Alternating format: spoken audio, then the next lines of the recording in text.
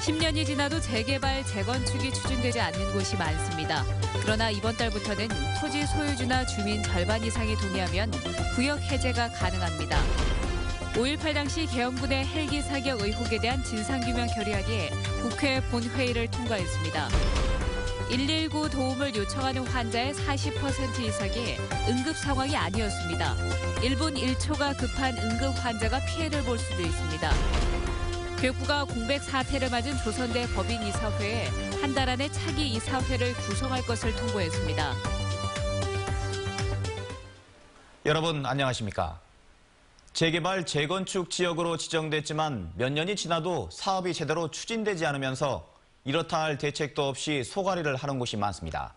이 경우 주민들은 재산권 행사가 제한되는 등 불이익을 받게 되는데 이런 곳에 대한 정비구역 해제가 완화됐습니다. 송정근 기자입니다. 지난 2008년부터 재개발 사업이 추진되고 있는 광주 동구 동명 1구역. 10년 가까이 사업이 지지부진하면서 재개발 정비구역을 해제하기 위한 절차가 진행되고 있습니다. 재개발 구역으로 묶여 있어서 각종 건축 행위가 제한을 받는 등 재산권을 행사할 수 없기 때문입니다. 건축 행위 모든 일체 행위가 안 되고 그다음에 인테리어, 그러니까 내부 수리 같은 것도 할 수가 없습니다. 그러다 보니까 자꾸 폐가가 되고 노후가 되고.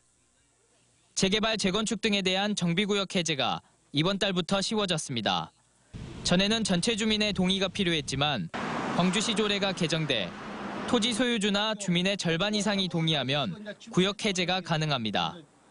광주시는 10수년 동안 재개발 등 도시정비 사업에 묶여 개발이 제한되고 주거 환경이 낙후된 20여 곳에서 구역 해제를 추진할 것으로 보고 있습니다. 또 건설 경기 침체 속에서 사업성이 부족하거나 주민 간 갈등이 심한 곳도 구역 해제 절차를 밟을 수 있습니다. 조합이 설립이 되면서 이제 사업자 선정도 돼야 되는데 거기에 대한 그런 부분들의 어떤 갈등 부분들이 많이 생기는 것 같아요. 내부적으로 보면. 그래서 아마 그런 문제점들이 있는 것 같습니다. 하지만 정비구역이 무분별하게 해제될 경우 도시계획에 의한 계획적 개발이 어려워지고 난개발 우려가 있어 도시 발전을 위한 통합적인 접근이 필요해 보입니다. MBC 뉴스 송정근입니다. 20여 년 뒤엔 전남 지역의 읍면동 행정구역 3곳 중 한 곳은 없어질지도 모르겠습니다. 인구 절벽 현상이 그만큼 심상치 않다는 건데요. 그런데 구례군 인구가 5년 연속 늘어나 전국적인 관심을 받고 있습니다. 이계상 기자입니다. 지리산 자락에 자리 잡은 구례군은 전남 22개 시군 가운데 가장 한적한 산골 자치단체입니다. 2000년대 들어 인구 3만 명 선이 무너졌지만 지난 2012년 이후 해마다 인구가 늘어서 작년에는 2만 7,400여 명으로 증가했습니다. 친환경 식품 가공 유통단지인 자연드림파크가 구례 농공단지에 들어서면서 500명에 이르는 청년들을 고용한 것이 인구 증가의 가장 큰 요인으로 분석됩니다. 이주로 나갈 사람도 젊은 층들이 거기에 근무하게 되고 그래서 거기 근로자들 평균 연령이 한 38세 정도로 젊습니다. 반면 전남 지역 나머지 시군의 인구 감소세는 그야말로 최악의 상황입니다. 인구 고령화와 출산율 하락이 맞물리면서 전남 지역 22개 시군의 297개 읍면동 가운데 3분의 1인 98곳이 2040년 이후에는 사라질 거라는 전망이 나왔습니다. 행정자치부는 인구 감소로 인한 지역 소멸 문제를 사전에 극복하기 위해서 구례에서 첫 순회 토론회를 열고 구례의 성공 사례를 토대로 인구 감소 대응책을 마련해 가기로 했습니다. 인구 감소 지역에 대한 발전 지원 방안을 지원하기 위한 특별법도 저희가 한번 제정하는 방안을 검토해 나가도록 하겠습니다. 농어촌 지역이 많은 전남은 65살 이상 고령자가 전체 20%를 넘어서 인구 절벽에 직면하고 있습니다. 범정부 차원의 종합적인 대책 마련이 더 이상 미룰 수 없는 과제가 되고 있습니다. MBC 뉴스 이계상입니다. 5.18 민주화운동 당시 계엄군의 헬기 사격 의혹에 대한 진상규명 결의안이 국회 본회의를 통과했습니다. 김동철 의원이 대표 발의한 결의안은 정부가 진상조사위원회를 즉각 구성할 것과 5.18 민주화운동과 관련한 역사 현장이 보존될 수 있도록 하는 내용을 담고 있습니다. 한편 국회는 2단계 노선의 무항공항 경유를 반드시 포함하도록 하는 호남고속철도 2단계 사업 조기 완공 촉구 결의안도 의결했습니다. 119는 누가 우선 이용해야 할까요? 응급 환자라고 생각하겠지만 현실이 꼭 그렇지만은 않습니다. 김진선 기자입니다. 목포소방서 119 구급대의 1일 구조 출동 일지입니다. 24시간 동안 접수된 신고는 17건. 택시가 급정거해 앞좌석에 머리를 박았다는 신고. 119가 출동한 뒤엔 회복됐다며 구급대를 돌려보냈습니다. 또 발목이 아프다, 어지럽다는 등 원래의 질병으로 병원에 데려다달라는 신고가 대부분입니다. 단순한 환자들이 생각보다 상당히 많거든요. 예를 들자면 주치라든가 아니면 단수 찰과상 아니면은 감기, 치통 환자들이 거의 대부분이라고 볼 수 있죠. 목포 소방서의 한 달 출동은 1,600여 건. 마음이 바뀌었다며 신고를 취소하거나 이송을 거부하는 등 구급대가 다시 돌아온 경우만 500건이 넘습니다. 문제는 이송된 70%의 환자도 타박상, 만성 질환자 등 단순 외래 진료를 위해 구급차를 이용하는 사례가 많다는 겁니다. 지난해 전남에서 이송된 7만 8천여 명의 환자 가운데 41%가 이와 같은 비응급 환자였습니다. 정작 구급 수혜를 받아야 할 응급 환자가 병원 이송을 받지 못해 환자 상태가 악화될 수 있습니다. 현행법은 비응급 환자의 이송은 거절하고 과태료 200만 원까지 부과하도록 하고 있지만 구급대원들이 민원을 감수하며 적용하기는 사실상 어려워 고충은 줄지 않고 있습니다. MBC 뉴스 김진선입니다. 교육부가 공백 사태를 맞은 조선대 법인이사회에 한 달 안에 차기 이사회를 구성할 것을 통보했습니다. 교육부는 최근 한 달 안에 차기 이사회를 구성할 것과 불이행 시 임시이사를 파견하겠다는 내용의 공문을 조선대 법인과 지난달 임기가 끝난 이사들에게 각각 발송했습니다. 이에 따라 법인이사회가 기한을 정해놓고 후임이사를 뽑지 않을 경우 임시이사를 파견하겠다는 교육부의 초강경 방침에 대해 어떤 대응을 보일지 주목됩니다.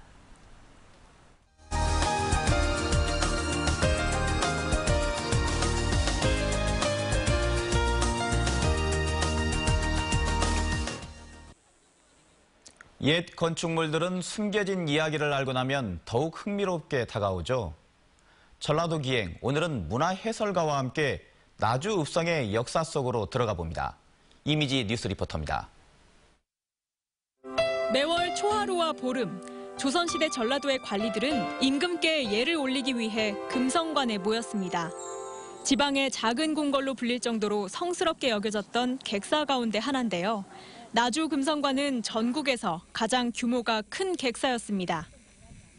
예전 역사시대로 계속 올라가다 보면 엄청 큰 거점 도시였구나 하는 걸 느끼실 수 있을 것 같고요.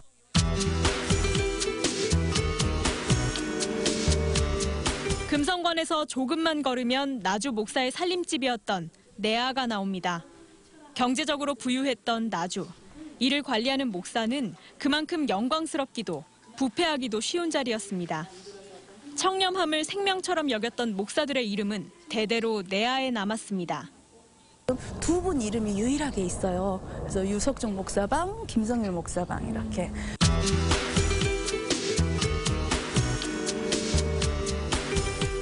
나주 읍성을 둘러싼 4대문 가운데 하나인 서성문.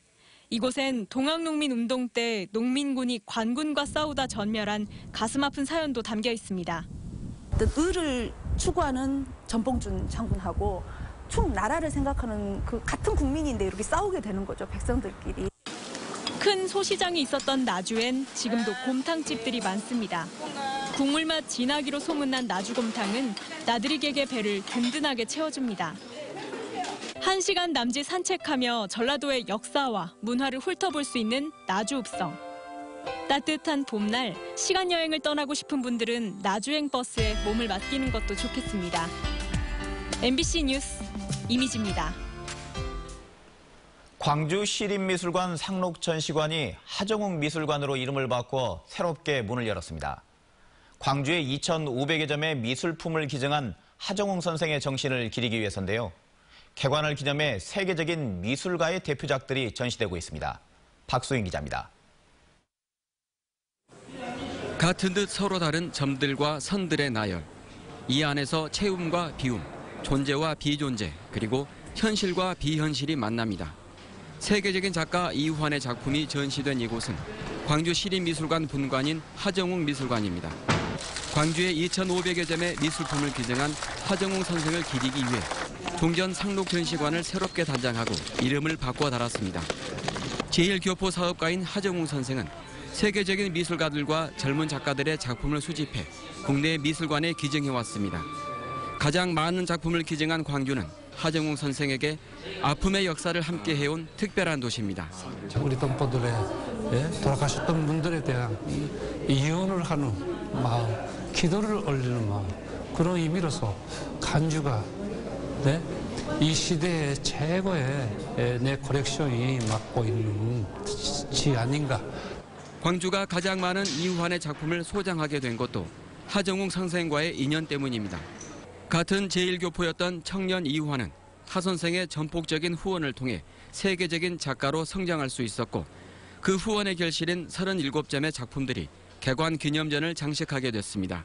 컬렉터와 그 작가의 만남으로서 오늘 이런 훌륭한 작가가 성장하게 되고 또한 그런 작품을 가지고 우리 미술관에서 개관전을 할 수 있다는 것은 우리 광주 시민으로서는 대단한 영광이고 좋은 뜻이라고 생각을 합니다. 하정웅 미술관은 오는 6월 25일까지 이우환의 작품을 전시하고 이후에도 하정웅 선생이 기증한 2,500여 점의 작품들을 차례로 선보일 예정입니다. MBC 뉴스 박수인입니다.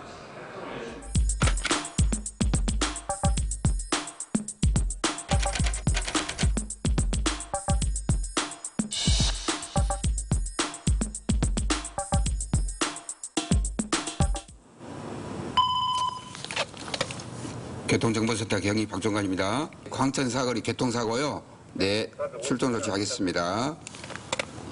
우리 동네에는 신호는 왜 이렇게 짧은 걸까? 궁금한 점 많으시죠? 그래서 오늘은 광주시 교통체계에 대해서 알아보도록 하겠습니다. 도로에서 발생하는 교통사고나 공사, 행사 등 각종 돌발 상황에 따른 종합적인 교통관리 및 신호등, 소등 또는 고장 파손 시에 신속히 복구를 할 수 있도록 24시간 상시 보수 체제를 유지하고 있습니다. 광주 시내 신호등은 총 1,160개 교차로에 신호등이 운영되고 있고 신호 시스템과 현장 제어기 간의 자료를 데이터를 송신을 할 수 있도록 통신망이 구축되어 있습니다. 2개 이상 교차로를 정지하지 않고 연차적으로 해서 통과할 수 있도록 시스템을 구성해 놓는 것입니다. 스마트폰에서 광주 교통정보센터 정보 앱을 까십시오. 그래서 자기가 원하는 CCTV를 클릭하시면 실시간으로 현재 교통상황을 보실 수 있습니다. 교통이 불편한 사항이 있으시면 교통정보센터로 전화 주시거나 광주시 120 콜센터 그리고 경찰서 강민원실로 연락 주시면 됩니다. 오늘의 검색창이었습니다. 밭에서 자포를 태우던 70대 남성이 전신 화상을 입었습니다. 오늘 오후 3시 20분쯤 여수시 광무동의 한 밭에서 77살 이모 씨가 자포를 태우던 중 옷으로 옮겨붙은 불에 화상을 입어 병원에서 치료를 받고 있습니다. 광주시 북구 연제동의 한 카센터에서도 불이 나 차량 석 대가 타거나 걸린 피해를 입었습니다. 경찰은 차량 용접 작업 중 엔진 쪽에서 불길이 치솟았다는 진술을 토대로 정확한 화재 원인을 조사하고 있습니다.